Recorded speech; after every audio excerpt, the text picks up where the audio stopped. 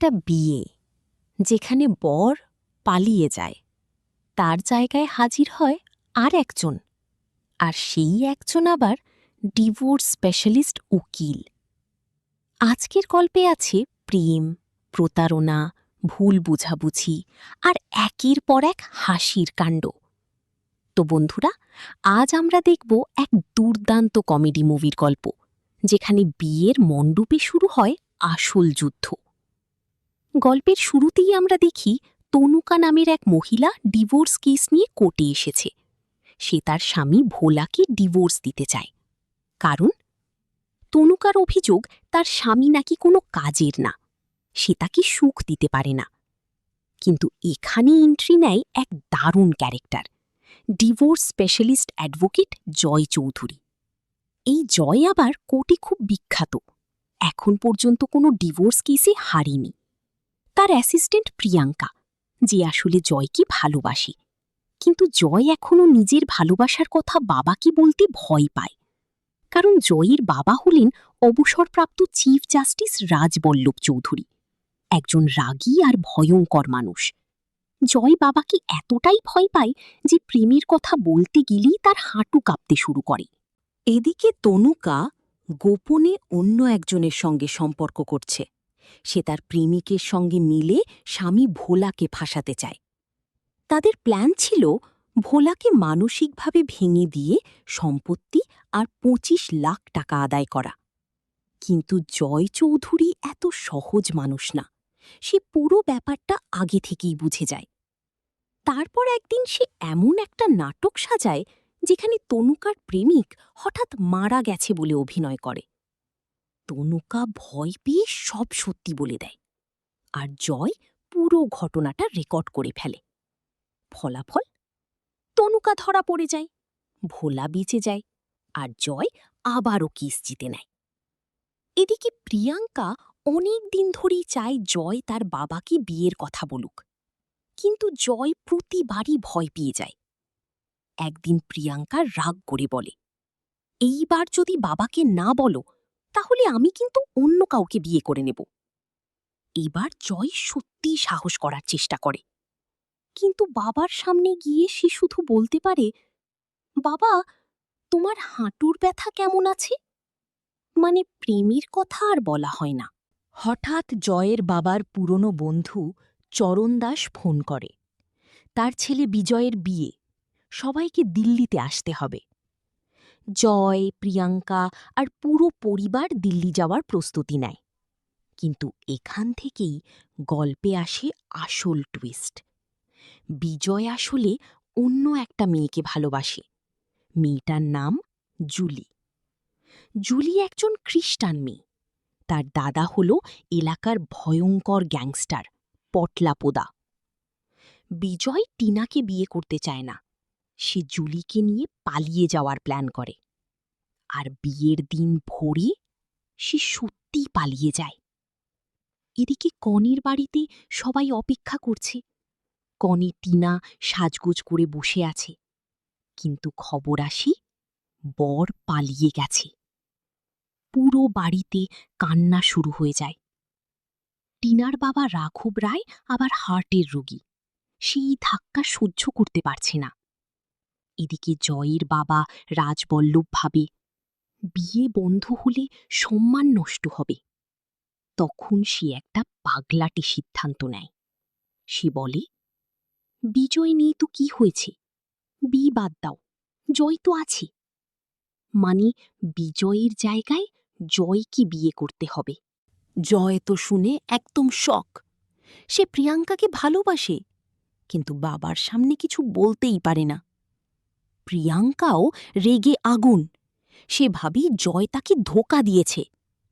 অন্যদিকে টিনাও এই বিয়ে মানতে রাজি না, কারণ টিনা আসলে শান নামের আরেকজন ছেলেকে ভালোবাসে। মানে জয় ভালোবাসে প্রিয়াঙ্কাকে, টিনা ভালোবাসে শানকে, বিজয় ভালোবাসে জুলিকে, আর সবাইকে জোর করে অন্য কারোর সঙ্গে বিয়ে দেওয়া হচ্ছে। এখান থেকে শুরু হয় একের পর এক মজার ঘটনা। জয়ের বাবা জোর করে জয়কে পাঞ্জাবি পরিয়ে দেয়। জয় কাঁদতে কাঁদতে বলে, বাবা, আমি পি পি পি, কিন্তু বাকিটা আর বলতে পারে না। ওদিকে প্রিয়াঙ্কা কাঁদছে। সে ভাবছে জয় তাকে বিশ্বাসঘাতকতা করেছে। শানও রেগে গেছে, কারণ সে ভাবছিল বিজয় না এলে সে টিনাকে বিয়ে করবে। কিন্তু সেখানে এন্ট্রি নিয়ে নেয় জয়। টিনার বাবা রাঘব রায় একদম পাগল হয়ে যায়। সে শুধু চায় বিয়ে হোক, কারণ তার সম্মান বাঁচাতে হবে। এমনকি সে বলে, মেয়ে না বিয়ে করলে আমি মরে যাব। আর এই ইমোশনাল ব্ল্যাকমেলের কারণে টিনা আর জয় দুজনেই ফেসে যায়। প্রিয়াঙ্কা এবার পুরো ভেঙে পড়ে। সে ভাবে জয় তাকে ব্যবহার করেছে।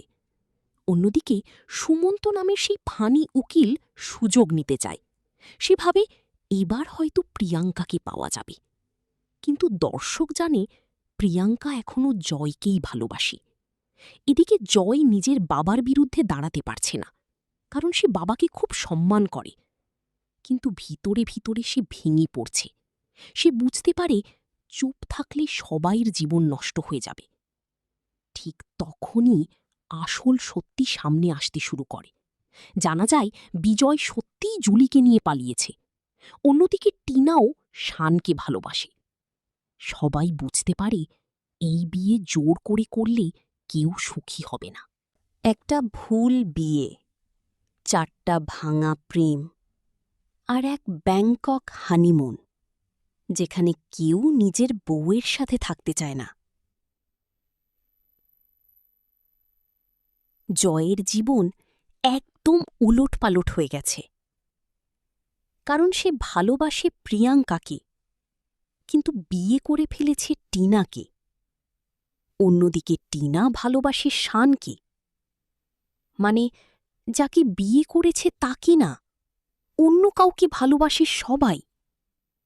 এদিকে পরিবারের সামনে সবাই হ্যাপি কাপল সাজার অভিনয় করছে, কিন্তু বিয়ের রাতেই শুরু হয় আসল কাহিনী। টিনা খাটের পেছনে লুকিয়ে হাতে ছুরি নিয়ে বলে, খবরদার, আমার কাছে আসার চেষ্টা করলে পেট ফুটো করে দেব। জয় শান্তভাবে ফল কাটার ছুরি এগিয়ে দিয়ে বলে, এইটা দিয়ে ভালো ফুটো হবে।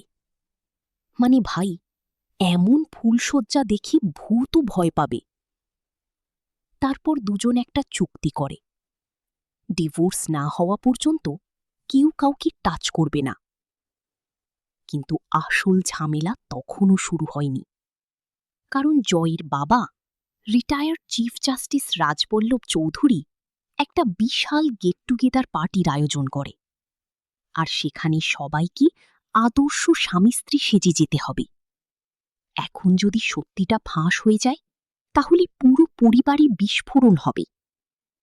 তাই জয় একটা প্ল্যান করে, সবাইকে নিয়ে ব্যাংককে হানিমুনে যাবে।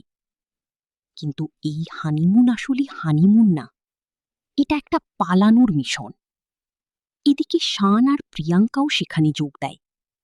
মানে এখন অবস্থা এমন, স্বামী অন্য মেয়েকে ভালোবাসে, স্ত্রী অন্য ছেলেকে ভালোবাসে, আর সবাই একই ট্রিপে গেছে।